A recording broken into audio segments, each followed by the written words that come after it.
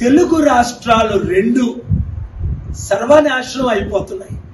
విశాఖపట్నంలో 25,000 కేజీల drugs TDP వాళ్ళు తెచ్చారని వైసీపీ వాళ్ళు తెచ్చారని టీడీపీ వాళ్ళు.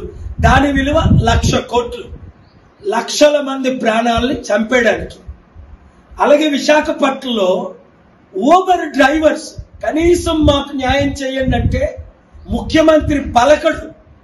ఊబర్ డ్రైవర్స్ ఓనర్స్ నేను చెప్తున్నాను, 30 రోజులు వెయిట్ చేయండి లేదా 3 నెలలు, ప్రజాశాంతి పార్టీని గెలిపించండి, మీ కన్నీరు నేను తుడుస్తాను.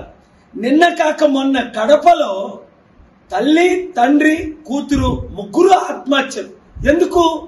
వాళ్ళ పేరునున్న భూమి రాజకీయ నాయకుడు వైసీపీ పార్టీలో ఉన్నోడు ఒకడు దోచుకొని భూములు అమ్మేస్తున్నారట. ఇక్కడ తెలంగాణలో ఇప్పుడు నా దగ్గరకు వచ్చింది, రేవంత్ రెడ్డి వాళ్ళ కుటుంబమే 3,000 కోట్ల రూపాయల భూముల్ని దోచుకున్నారట.